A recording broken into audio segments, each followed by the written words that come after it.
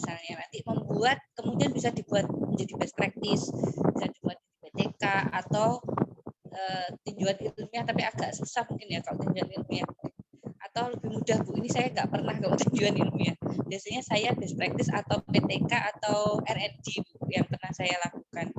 Kemudian Bapak Ibu, ini waktunya insya Allah sampai jam 1, jadi Bu Tuti monggo selama 1 jam ke depan Bapak Ibu peserta kalau misalnya siap, kita langsung saling memperkenalkan diri sesuai permintaan Bu Tuti, karena beliau termasuk salah satu narasumber terjauh ini, karena Bu Istiqomah walaupun dari Didakta, tapi beliau aslinya Malang. Kalau Fenty Nganjuk itu sama-sama Jawa Timur.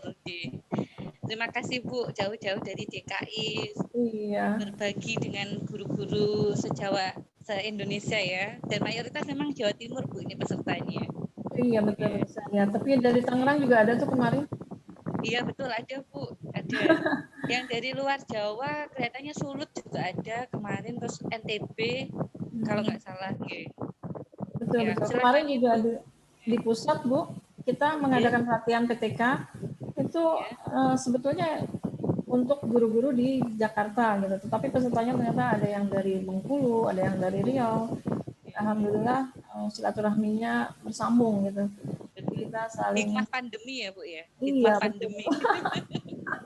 Iya, sama pandemi jadi kita bisa ketemu ya dengan seluruh Indonesia. Iya, betul. Waktu dan tempat silakan Ibu. Ya, baik, saya lanjut Bapak Ibu. Mungkin ada yang mau bertanya tentang tadi ya, PKB mungkin ya, atau untuk kenaikan pangkat, atau juga tentang PTK, boleh? Silakan. Coba saya lihat chat. Ya, ini dari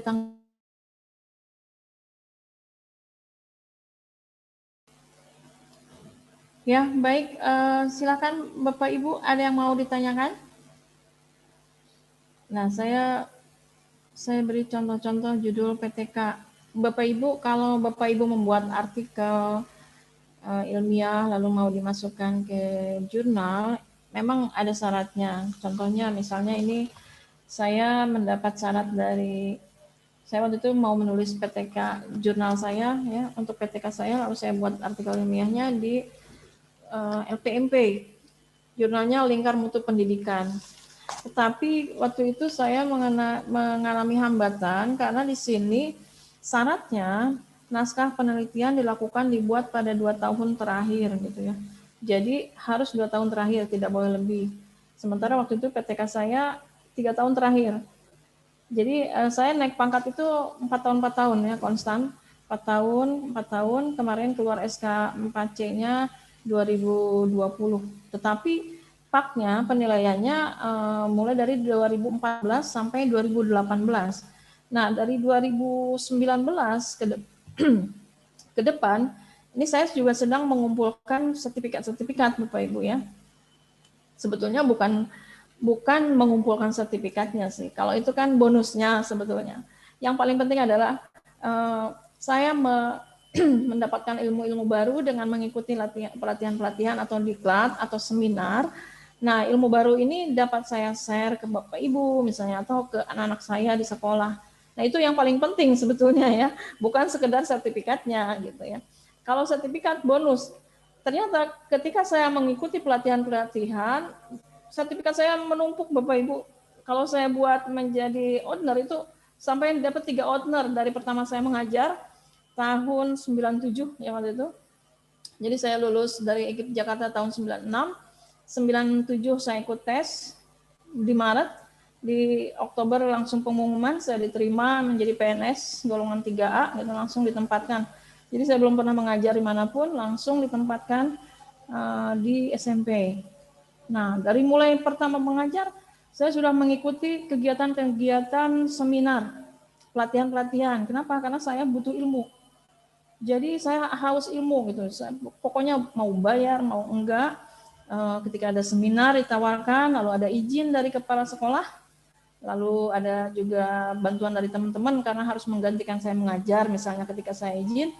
Nah, saya ikut gitu. Alhamdulillah sertifikat itu bermanfaat.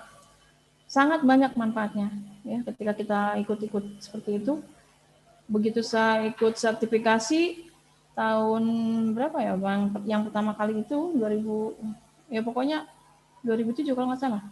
Langsung lolos. Kenapa? Karena saya punya banyak sertifikat.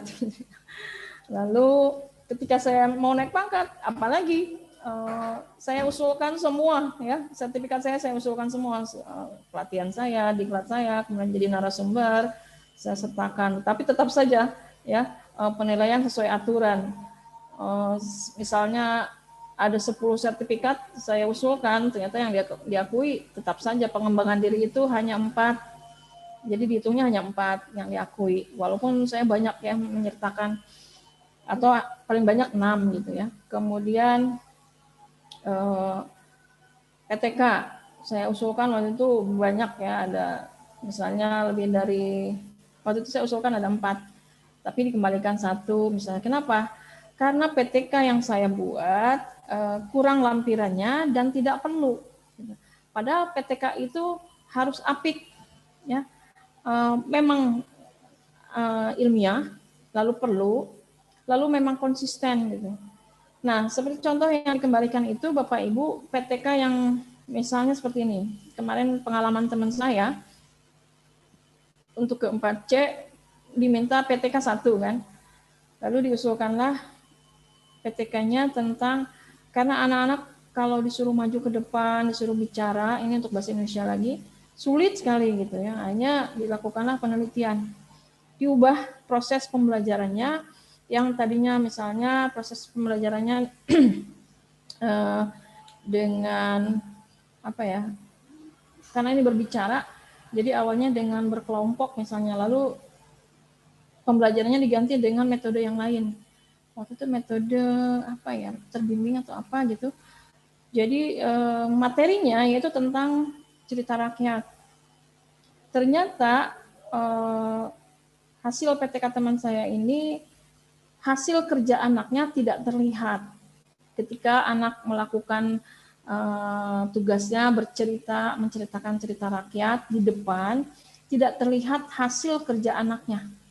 Nah ini akhirnya ditolak, ya PTK-nya ditolak, dikembalikan.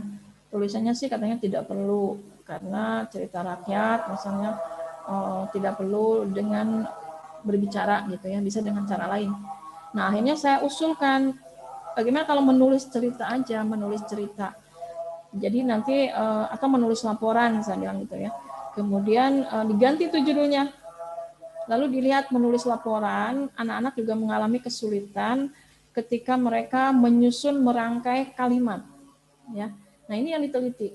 Bagaimana kalau misalnya dengan cara yang paling mudah waktu itu saya usulkan, ya udah jigsaw aja lah. Nanti ada tim ahlinya yang mempelajari misalnya bagaimana anak mempelajari tata bahasanya, kalimatnya, lalu kosakata, diksi dan sebagainya. Nah, nanti bertukar-tukar gitu ya menjelaskan.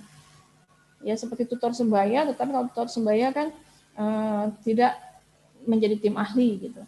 Nah, akhirnya betul ada hasil kerja anaknya berupa laporan, ada teksnya. Lalu teks laporan anak ini disertakan di dalam PTK. Kemudian ada daftar hadir lengkap semua, ada foto-fotonya, ada RPP dan sebagainya. Nah, sampai sekarang mungkin karena masa pandemi, jadi masih diproses, tidak lagi ditolak, ya masih dalam proses penilaian.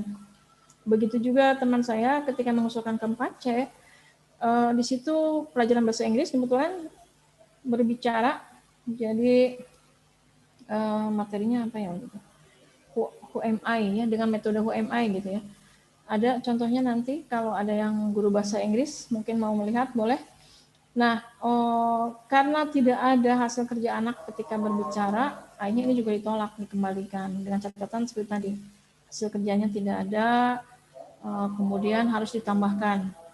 Begitu juga dengan PTS Bapak Ibu, karena kepala sekolah yang mengusulkan. Dari tahun 2018 untuk kepala sekolah itu tidak lagi membuat PTK ya, tetapi harus PTS. Nah, ketika mengusulkan PTS, lalu ada di situ membuat RPP ya. Jadi membuat RPP dengan metode apa yang waktu itu. Nah, ternyata RPP-nya tidak disertakan, itu pun dikembalikan. Jadi RPP dari hasil pekerjaan guru-guru itu harus lengkap disertakan. paling tidak dalam satu siklus itu 5 RPP misalnya. Jadi kalau 3 siklus ya harus ada 15 RPP ditambah prasiklusnya 5 RPP. Jadi PTK kita Bapak Ibu tebalnya sebetulnya adalah lampirannya ya. PTK yang bagus katanya lampirannya yang banyak, tapi isinya ya seperti kita membuat skripsi, cukup 50 lembar misalnya paling banyak. Jadi tidak perlu banyak-banyak. Bapak Ibu mulai menulis misalnya tidak perlu pusing-pusing, waduh PTK-nya tebal sekali misalnya. Tidak perlu. Jadi di pendahuluan aja misalnya cukup 1 sampai 5 halaman misalnya seperti itu ya. Kalau 1 halaman mungkin itu untuk artikelnya, jurnalnya dibuat menjadi 1 halaman pendahuluan. Lalu isinya tadi juga sudah saya tayangkan di PTT, isinya cukup 4 sampai 5 halaman misalnya seperti itu. Jadi total keseluruhan ketika kita membuat artikel untuk jurnal cukup misalnya 10 lembar, 10 halaman, 10 sampai maksimal 15 lah, 15 halaman.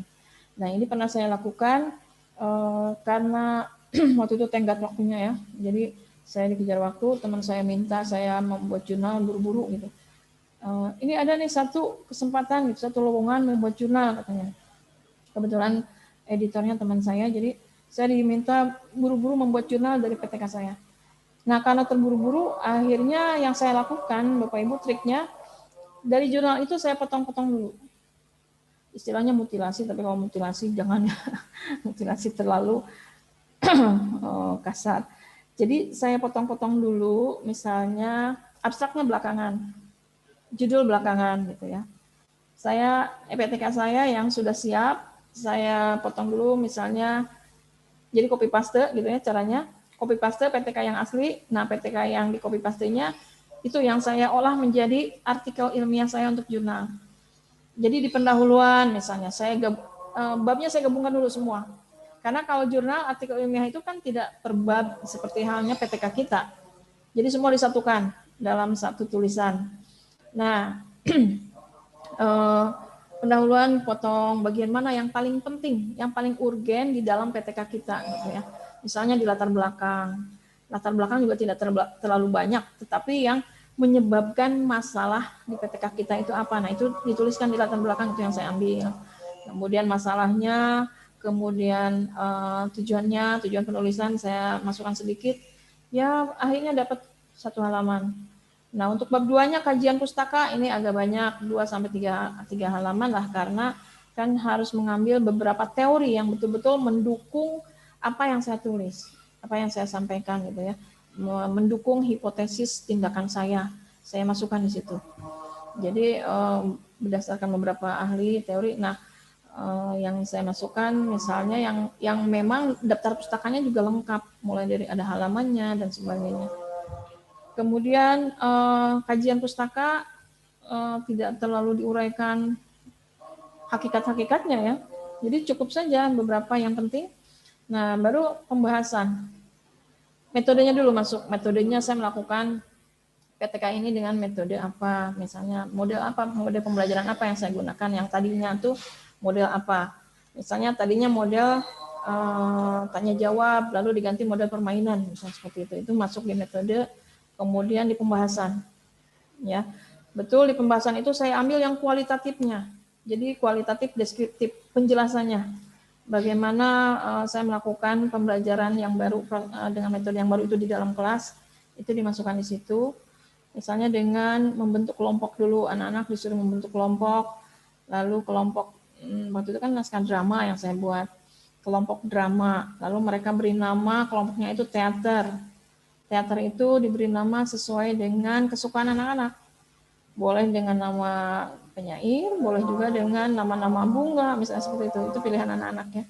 Nah, kemudian itu di uraiannya, di analis deskriptif ya, kualitatif deskriptifnya. Lalu kuantitatifnya ya saya sertakan aja perbandingan nilai dari siklus 1, 2, 3. Cukup itu ternyata ada peningkatan yang signifikan kemampuan anak menulis naskah drama yang berbeda dari sebelumnya. Ada hasil kerja anaknya, ada, walaupun awalnya per kelompok, ya, karena memang harus berkelompok kalau membuat teks drama. Latihannya siklus 1, siklus 2, siklus 3-nya berkelompok, walaupun nanti di akhir siklus itu ada tes anak-anak sendiri membuat naskah drama masing-masing, ya. Dan itu sudah terlihat kemajuannya Bapak Ibu.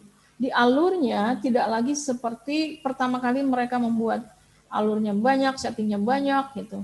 Jadi begitu masuk terakhir tuh di siklus terakhir, anak sudah membuat dengan naskah yang bagus, yang bisa dipentaskan di atas panggung.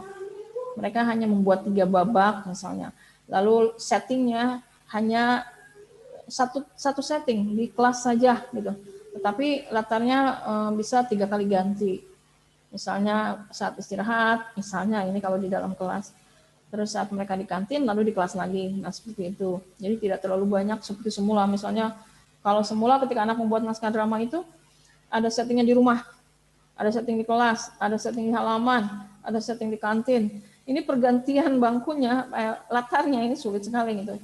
Harus mengganti latar itu lama gitu, butuh waktu tidak cukup 30 menit ketika dipentaskan. Nah ini menjadi penelitian saya.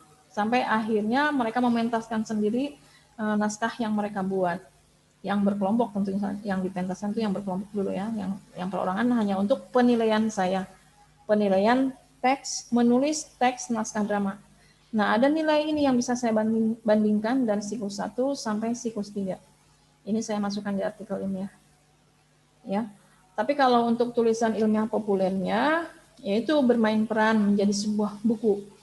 Ya, disebutkan bagaimana langkah-langkah mengajarkan anak ketika menulis naskah. Lalu ada contoh-contohnya, naskah yang ada perbandingannya, naskah sinetron, naskah ini. Itu bisa Bapak Ibu lihat di buku saya, misalnya seperti itu. Lalu sampai terakhirnya mereka mementaskan dengan betul-betul pementasan seperti layaknya di studio. Jadi kita setting kelas dibuat seperti studio ya. Kita tutup, kita gelapkan, kemudian menggunakan lampu dan sebagainya. Nah itu anak-anak ternyata sangat bersemangat gitu ya dengan pembelajaran itu.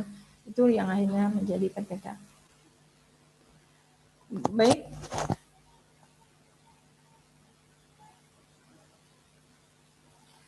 Ya, Bapak Ibu kalau mau memasukkan artikel ilmiah, terutama untuk kenaikan pangkat, memang sebaiknya di artikel di jurnal yang sudah terakreditasi, yang sudah memiliki ISSN.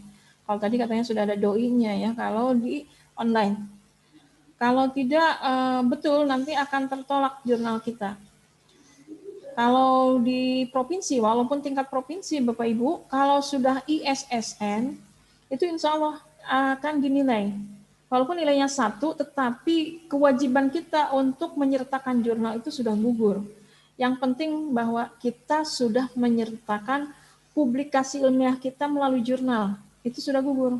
Kalau ada yang mau naik pangkat dari 4A ke 4B, ke 4C, atau ke 4D, atau ke 4E, itu bisa. Ya.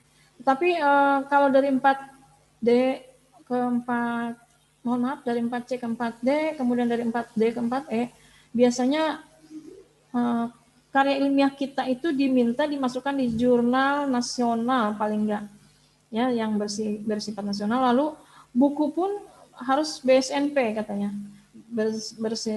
berseri bernomor BSNP itu nasional yang digunakan. Dan biasanya diminta buku pelajaran gitu. Nah ini yang sedang saya pelajari untuk ke 4D, memang agak susah, agak berat.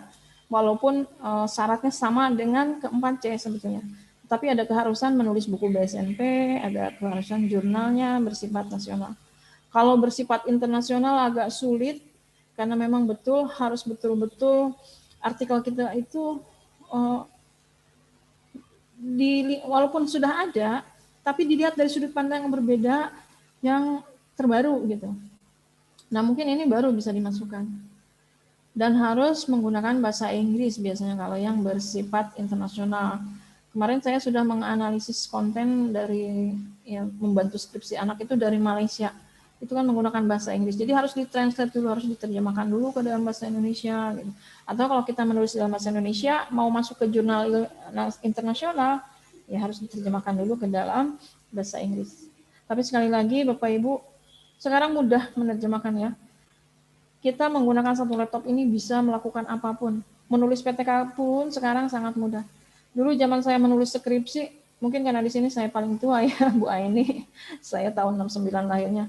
Jadi sudah mau pensiun malah. Nah, waktu pertama keluar PTK, pertama keluar skripsi, menulis itu sulit ya. Karena harus pakai mesin tik gitu. Terus kalau salah diulang, diketik ulang, aduh repot banget. Tapi kalau sekarang banyak kemudahan-kemudahan dalam hal menulis. Guru, profesi guru sebetulnya profesi penulis Bapak Ibu. Setiap hari kita menulis sebetulnya. Coba Bapak Ibu bayangkan ketika kita menulis RPP ya, rencana pembelajaran itu kan kita menulis. Ya, kita menulis. Lalu kita membuat materi untuk anak-anak itu kan kita sudah menulis sebetulnya. Tinggal tulisan kita itu disatukan, digabung, maka akan menjadi modul misalnya atau diktat gitu ya. Nah itu kita sudah menulis sebetulnya. Dan tulisan kita bisa disimpan di laptop. Kalau zaman saya dulu disimpan di mana? Di kertas gitu ya. Lalu kertas itu terbuang sudah tidak punya arsip lagi. Nah itu ya, ini yang bertanya dari Ibu Sriwardani. Baik, ya, Bapak Ibu silakan yang mau bertanya, tapi saya minta bersuara ya. Halo, Ibu, ya, silakan. saya ingin bertanya. Ya, saya Bu Sriwardani tadi ya, Bu, ingin menambahkan. Ya, saya dari Malang. Oh iya, silakan. Saya ingin menanyakan satu lagi Ibu. Apakah buku antologi itu bisa diajukan untuk kenaikan pangkat Ibu? Ya, baik, terima kasih Ibu Sri. Kalau buku antologinya itu, antologinya sendiri, misalnya antologi puisi, Ibu kumpulkan dari tahun zaman dulu, misalnya 10 tahun terakhir puisi itu sampai ada 25, kalau tidak salah maksimal 25 puisi atau 50 gitu ya, 50 puisi. Lalu dijadikan satu buku, beri judul antologi, lalu diterbitkan ya oleh Ibu di penerbit Indi misalnya ya. Karena kalau sekarang kita mau menerbitkan buku, kalau kita belum punya istilahnya belum punya nama gitu ya, memang kalau penerbit mayor itu agak sulit. Kita terbitkan saja di penerbit Indi, walaupun harus mengeluarkan biaya tentunya karena kan kita kemauan sendiri gitu. Nah itu bisa dinilai Ibu kalau Ibu namanya sendiri, itu masuk ke dalam karya inovasi tadi ya. Karya inovasi itu macam-macam. Ada kumpulan naskah drama, minimal kalau tidak salah ada 10 naskah drama. Ada nanti saya sampaikan ya di grup tentang penulisan karya inovasi itu. Lalu kalau misalnya lukisan, 10 lukisan tapi harus dipamerkan, misalnya seperti itu. Kalau cerpen harus 15 cerpen gitu. Tapi yang dinilai itu kalau karya sendiri. Baru poinnya lumayan. Kalau bersifat kompleks dapat poin 4, kalau sederhana poinnya 2. Tapi kalau nulisnya bersama-sama, nah ini saya juga agak-agak, karena ada aturannya kan, penulis 1 poinnya, kalau tidak salah misalnya kalau banyak yang menulisnya hanya sekian persen Bu. Penulis 2, kalau misalnya bertiga, penulis 1 50%, penulis 2 60, 30, 20 kalau nggak salah. Nah itu perbandingannya. Begitu juga editor misalnya seperti itu. Nah ini juga saya agak khawatir. Saya sudah menulis banyak antologi Bu dengan teman-teman di Jakarta. Tapi ya itu menulis puisi bareng-bareng gitu ya. Ada bukunya, menulis cerpen bareng-bareng. Ada bukunya, ada ISBN-nya ada gitu. Jadi buku. Tetapi untuk penilaian tetap Bu, saya akan sertakan ketika saya nanti mengusulkan ke 4D. Saya sertakan aja itu semua bukunya, tapi ya dalam bentuk bukunya. Begitu ya Bu ya, kalau karya Ibu semua bisa dapat nilai 4. Ya, terima kasih Bu. Ya, baik, terima kasih Ibu Sri. Mungkin ada yang lain? Ada yang raise hand Ibu. Oh iya, silakan yang raise hand. Silakan, Bu Bayu Ibu. Satria, Pak Bayu Satria atau Bu Bayu ini? Dari Maluku ini. Iya betul. Silakan Pak Bayu Satria. Baik Pak Bayu. Assalamualaikum warahmatullahi wabarakatuh. Waalaikumsalam. Waalaikumsalam warahmatullahi wabarakatuh. Perkenalkan, nama saya Bayu Satria. Saya dari Madrasah MTSN 1 Maluku Tengah. Saya dari Maluku. Dari Maluku. Kalau saya ingin bertanya, jadi kalau saya ini kan masih baru, saya guru baru Ibu. Iya, iya. Dan basic saya itu bukan basic saya tidak di pendidikan, saya guru bahasa Arab, terus saya basicnya di sastra. Iya. Nah, jadi saya itu masih mengambang gitu tentang masalah penelitian di bidang pendidikan.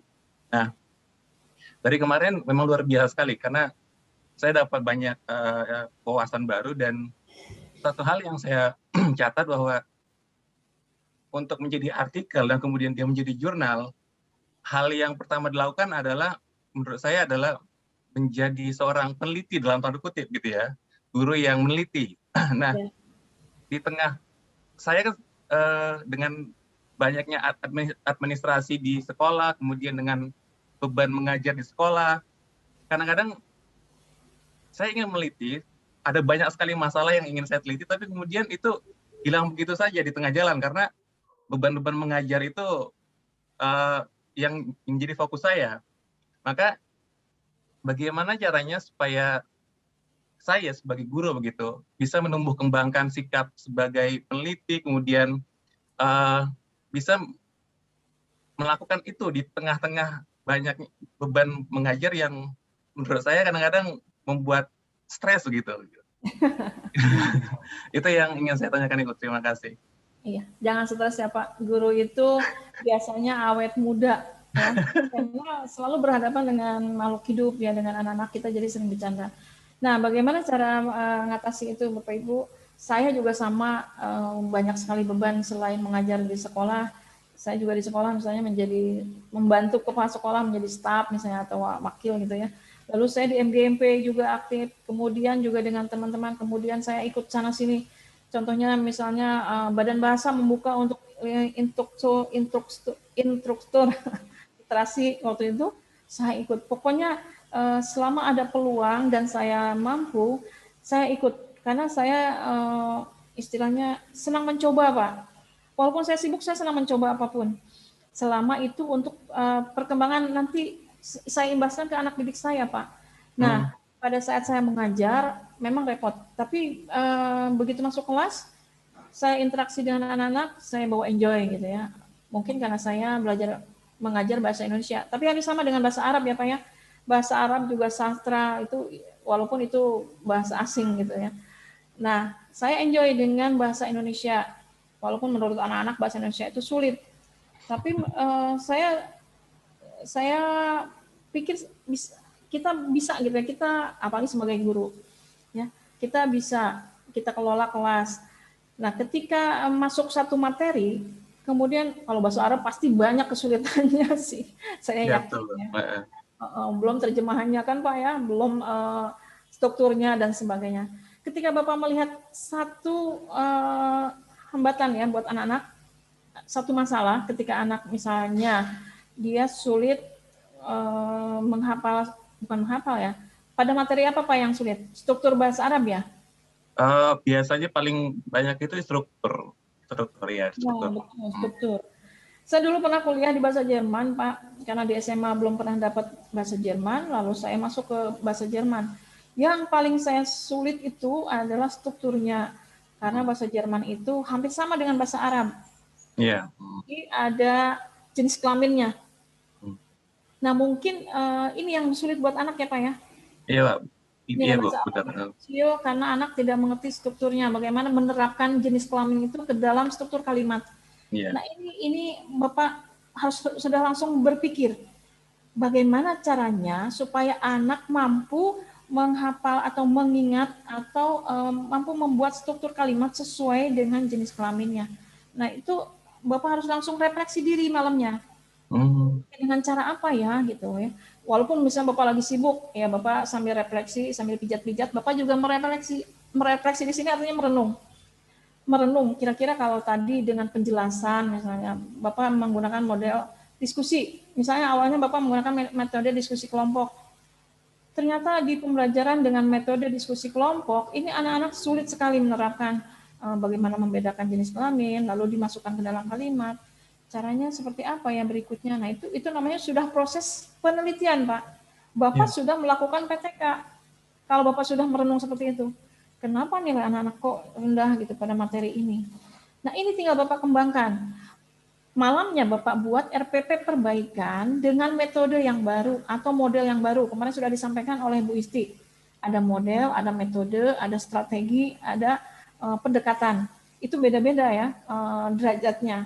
Nah, yang paling mudah bagi kita adalah mengganti metode atau model pembelajaran. Misalnya dengan model pembelajaran yang baru. Banyak ya Pak, bisa cari di Google. Dengan permainan, dengan kartu, misalnya dengan kartu, membedakan jenis kelamin di kartu, lalu ada bahasa Arabnya, ada gambarnya, lalu kalau dibuat kalimat seperti apa misalnya ya, atau misalnya dengan simulasi, atau misalnya dengan permainan apa ya, kalau sekarang itu remi bisa mungkin ya, atau Scrabble misalnya Scrabble gitu ya, itu bisa digunakan tapi kita ganti dalam bahasa Arab misalnya. Nah kalau dengan permainan biasanya anak-anak lebih cepat mengertinya, lebih cepat membedakan jenis kelamin dari benda-benda misalnya gitu ya. Saya dulu begitu Pak, bahasa Jerman itu susah amatnya membedakan jenis kelamin. Semua benda punya jenis kelamin gitu. Akhirnya saya angkat tangan Pak. Saya keluar dari bahasa Jerman pindah ke bahasa Indonesia. Kembali ke Indonesia. Nah, itu karena saya belum menemukan formula bagaimana cara menghafal jenis kelamin pada benda-benda. Nah, mungkin Bapak punya satu model, misalnya ada kartu jenis kelamin atau apa gitu. Nah, itu bisa dijadikan penelitian Bapak ganti tuh metode atau modelnya. Kemudian yang penting adalah memperbaiki di RPP Bapak, memperbaiki sintaknya, langkah-langkah pembelajarannya. Itu saja. Masuk ke Psiko 1, kemudian Bapak beri tes, setelah ada permainan lalu diberi tes. Kalau misalnya ada peningkatan sedikit saja, anak mulai mengerti bagaimana membedakan jenis kelamin misalnya. Nah, ada peningkatan. Setelah 3 kali pertemuan, besoknya masuk lagi ke siklus 2. Lalu di siklus 2 diperbaiki lagi, misalnya ada yang kurang ketika memberi penjelasan tentang bagaimana membedakan jenis kelamin misalnya atau apa gitu, ada yang kurang dari kolaborator, biasanya ada catatannya. Kolaborator cukup Pak, guru teman kita ngajar misalnya, atau guru BP boleh. Nah, masuk ke siklus 3 misalnya seperti itu. Nah, itu Bapak sudah melakukan penelitian ya, dan Bapak adalah seorang guru peneliti. Karena ada guru yang bukan peneliti, yang biasa-biasa saja, yang sudah masuk kelas cukup menggugurkan kewajiban istilahnya ya, lalu tidak melihat bagaimana kompetensi anak apakah berkembang atau tidak. Nah, itu namanya guru biasa. Tapi kalau guru peneliti, dia akan berpikir bagaimana meningkatkan prestasi belajar anak ya. Karena kalau kita sudah melakukan PTK, prestasi anak meningkat, maka sekolah pun akan meningkat ya. Paling tidak penilaian sekolah, kemudian lalu nanti imbasnya kemana? Ke akreditasi dan seterusnya dan seterusnya. Ya seperti itu ya Pak. Ya, terima kasih Bu. Jadi jangan jangan dikalahkan oleh kesibukan. Iya, siap. Baik, itu saja. Jadi sekarang langkah Bapak kalau mau membuat jurnal adalah membuat PTK dulu Pak. Iya Ibu, siap. Atau membuat best practice dulu. Aplikasi apa yang sudah Bapak gunakan selama PJJ ini sehingga anak mudah mempelajari bahasa Arab? Lalu buat best practice-nya, ternyata dengan cara ini. Nah, kalau best practice kan tidak serumit PTK. Kalau PTK kan, walaupun sama lampirannya nanti kalau mau dijadikan, tapi kalau Bapak kan katanya masih guru baru. Jadi ini sebagai pembelajaran Bapak dalam menulis dulu, jadi tidak perlu serumit ketika membuat PTK. Cukup best practice, misalnya dengan kehadirannya dengan foto, misalnya foto ini, foto melalui Zoom juga bisa, atau bisa. Nah,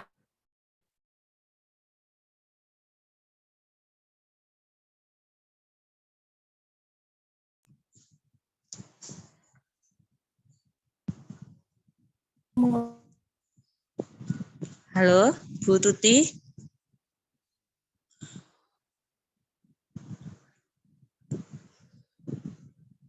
Halo, Bapak Ibu, apakah dengar suara saya? Ibu dengar. Dengar Ibu. Bu Tuti terpental nih. Oh, masih ada Pak Bu Tuti. Iya, tapi beliau tidak ini, secara visualnya menghilang. Halo Ibu, Bu Tuti. Bilang Bu. Nggih. Bapak Ibu, terima kasih. Tidak terasa sudah hampir jam 1. mungkin sambil menunggu Bu Tuti kembali, saya simpulkan beberapa hal yang sudah disampaikan pemateri kedua. Yang pertama terkait bagaimana langkah-langkah PKB dan macam-macamnya ya Bapak Ibu. Ada pengembangan diri, ada publikasi ilmiah, ada karya inovatif. Yang masing-masing Bapak Ibu nanti bisa dibaca secara mandiri dari buku 4 dan buku 5. Insya Allah nanti narasumber tadi Bu Noventi akan membagikan di Telegram panduan untuk buku 4 dan buku 5 pengajuan pangkat. Ya, Bapak Ibu bisa mempelajari sambil nanti boleh sharing bertanya dengan para narasumber terkait PKB guru. Setelah menjelaskan tentang pelempar. Oh ya Ibu, selamat datang kembali Bu. Oh, saya keluar. Iya. Ini ada pertanyaan Bu dari chat, saya bacakan ya Bu. Baik, silakan. Yang pertama, jurnal harus terakreditasi. Kalau jurnal dimasukkan ke perguruan tinggi swasta tapi belum terakreditasi, apa saja lampiran yang harus disertakan? Itu Bu yang pertama, nanti yang kedua setelah yang pertama ya Bu dijawab gitu. Terima kasih Bu Tuti. Terima kasih Bu Nur. Ini kayaknya pertanyaan tadi sudah saya jawab dari Bu Sri Wardani. Wardani ya. Oke. Berarti lanjut yang kedua Bu. Oke. Untuk golongan 3A karena masih baru Bu Siti Safiatin ini beliau bertanya kalau mau nulis jurnal, apakah harus PTK sendiri atau boleh mengambil PTK orang lain? Terima kasih Bu, monggo. Oh, terima kasih. Baik Ibu, yang namanya jurnal itu kan tulisan kita, artikel ilmiah yang sudah kita tulis, lalu mau kita publikasikan ke orang lain. Jadi sudah otomatis bahwa jurnal atau artikel ilmiah yang mau kita masukkan ke dalam jurnal itu harus tulisan kita sendiri. Itu karena itu tadi sudah saya sampaikan, tanggung jawab sosial kita ketika kita sudah melakukan penelitian, maka harus kita publikasikan ke orang lain melalui publikasi ilmiah berupa jurnal atau berupa seminar, ya. Nah, seminar ini yang bisa dilakukan di sekitar sekolah Bapak Ibu, misalnya ada 3 sekolah dikumpulkan saja, itu namanya publikasi ilmiah. Jadi jelas ya Bu ya, yang namanya artikel ilmiah di dalam jurnal harus karangan kita sendiri, tidak boleh karangan orang lain. Itu Ibu jawabannya. Ya, terima kasih Bu Tuti. Kelihatannya di chat sudah cukup Bu. Mungkin yang raise hand atau Bapak Ibu silakan langsung bertanya. Silakan, masih ada waktu, monggo. Ya, ada 15 menit lagi ya Ibu. Iya, ada 15 menit lagi, silakan Bapak Ibu. Pak Edi selaku host mungkin ada pertanyaan Pak Edi. Enggak ada Bu. Oh, tidak ada. Bertanya tentang saya, Bu, Pak. Bu Tuti, saya bertanya boleh Bu ya? Silakan Ibu. Tapi yang bisa saya jawab ya. Oh ya Bu, terima kasih. Bu Tuti, jadi tadi sangat jelas sekali ketika memberikan langkah-langkah mulai dari ide sampai jadi PTK ya Bu ya. Saya biasanya juga melakukan itu, tapi kadang yang menjadi masalah itu tentang indikator Bu atau lembar observasi. Misalnya saya mau ngukur motivasi, lah itu apa saja yang bisa jadi ukuran bahwa motivasi itu meningkat atau rendah, poin-poin indikator motivasi atau mungkin poin indikator aktivitas. Kalau Bu Fenty tadi kan aktivitas ya Bu, ini misalnya motivasi gitu, lembar observasinya gimana Bu, meningkat atau enggak siswanya? Terima kasih Bu. Ya baik, terima kasih Ibu. Selama ini saya memberi materi tentang PTK baik di kelas maupun di pelatihan P4TK, P2K PTK Jakarta, jarang sekali membahas tentang motivasi ya. Walaupun beberapa guru bertanya bagaimana meningkatkan motivasi, karena kalau sudah motivasi ini artinya berhubungan dengan banyak hal, sikap misalnya atau aktivitas misalnya. Ini kita harus kolaborasinya dengan guru BP paling enggak, karena kita mengukur motivasi anak. Tapi kalau kita mengukur materi prestasi anak, peningkatan belajar, itu otoritas kita di dalam kelas. Jadi kita yang tahu bagaimana membuat instrumennya, misalnya seperti itu ya. Jelas itu harus berdasarkan indikator dan silabus. Tetapi kalau motivasi, nah ini untuk mencari indikatornya, ini kan tekniknya nanti instrumennya bisa dengan wawancara atau dengan skala, ya skala sikap, skala Likert, karena ini mengukur motivasi.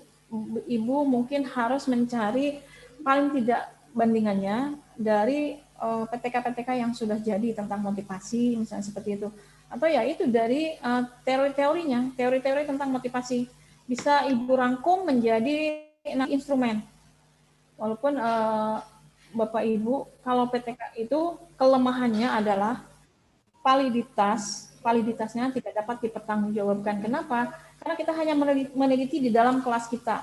Berbeda dengan penelitian eksperimen atau penelitian korelatif.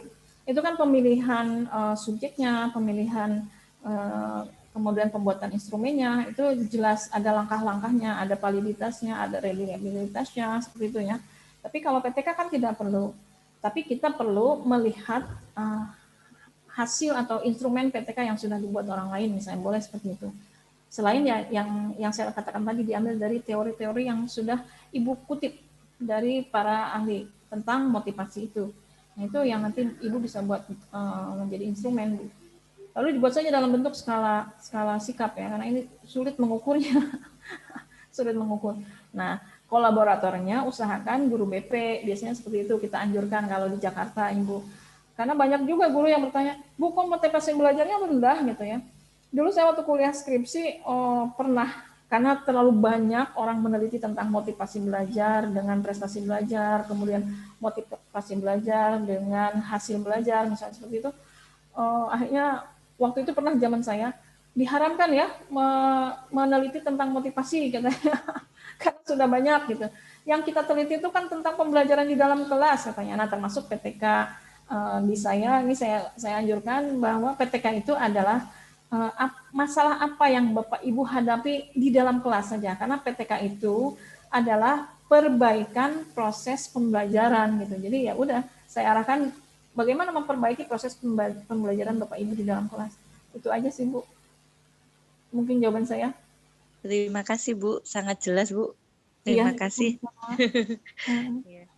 Silakan Bapak Ibu peserta yang lain, kalau ada pertanyaan. Ada lagi mungkin? Nah, kelihatannya di chat kosong dan tidak ada yang raise hand, Bu Tuti. Apakah bisa diakhiri aja, Bu? Boleh, karena sudah capek juga ya dari pagi. Masya Allah. Betul, sudah suntuk kayaknya, Bu. Ada istirahatnya.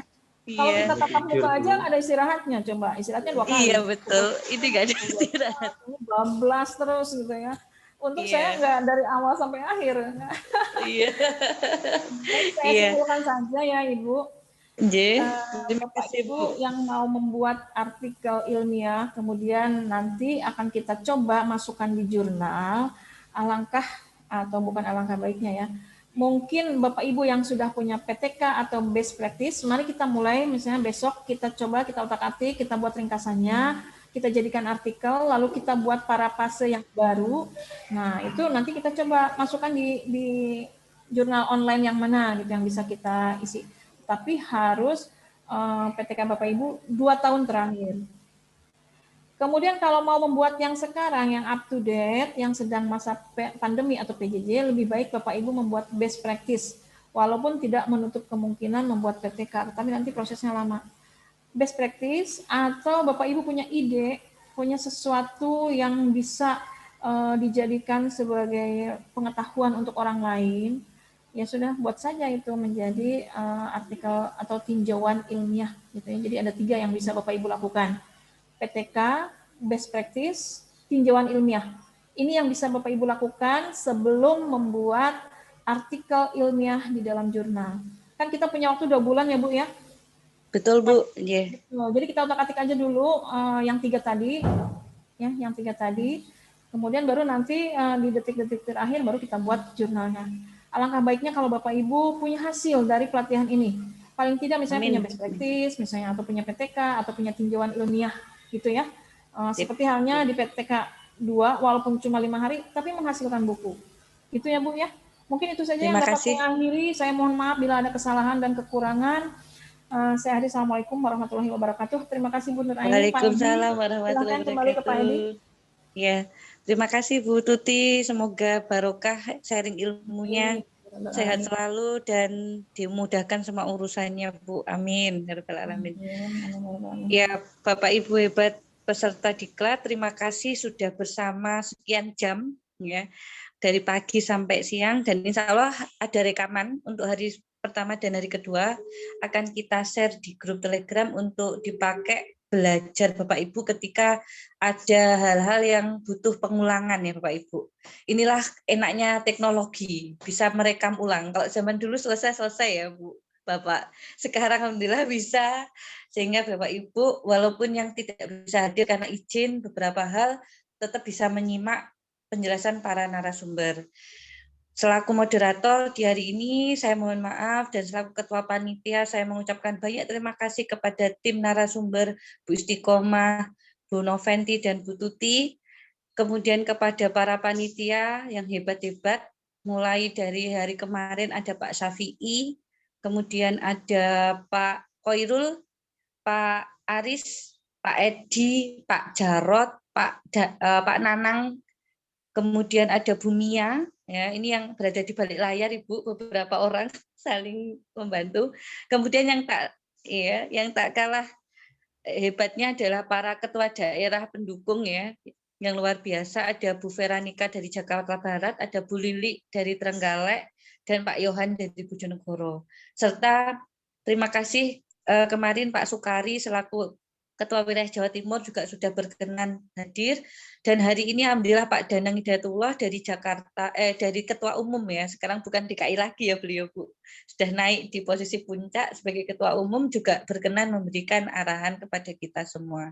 Sekali lagi tetap semangat, semoga kita sukses dan panjang umur, sehat selalu sampai yang terbaik untuk Indonesia yang bisa kita berikan. Amin.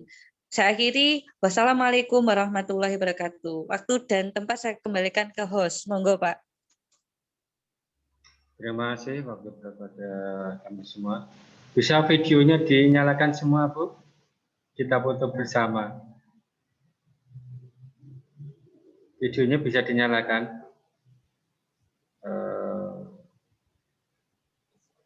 Terima kasih. Kita hitung sampai 3 ya. Ini halaman pertama. 1, 2, 3.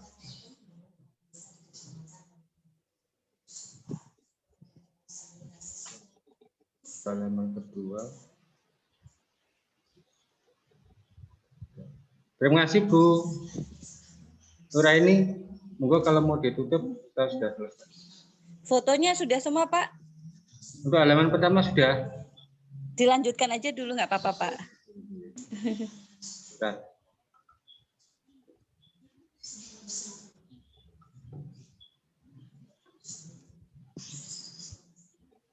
Soalnya peserta nggak tahu halaman berapa, Pak.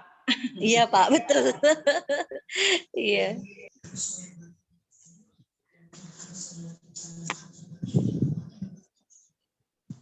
Halo Pak Edi, fotonya berlanjut.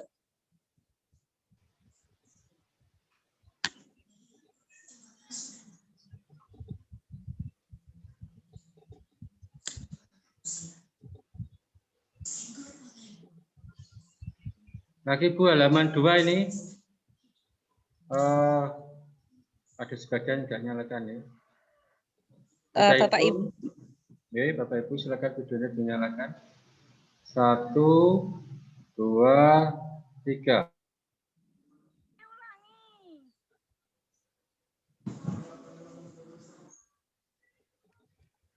Diulangi Pak. Saya belum ikut. Oh diulangi Pak. Diulangi. Minta diulangi ya. Semuanya videonya dinyalakan ya Bapak Ibu.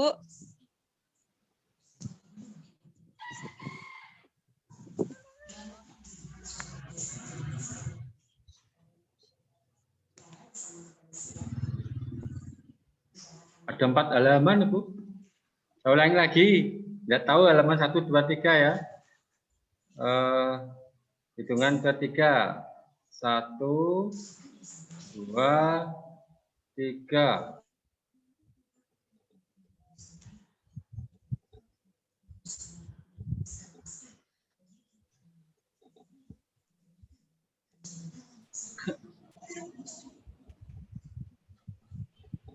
Malah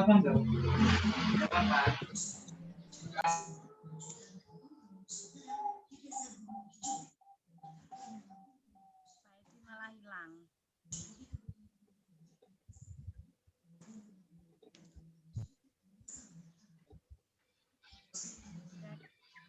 Hilang.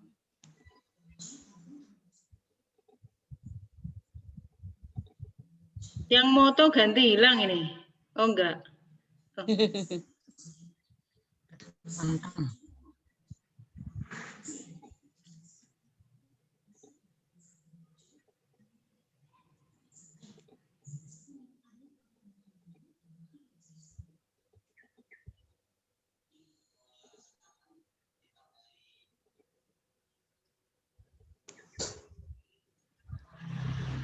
Ya.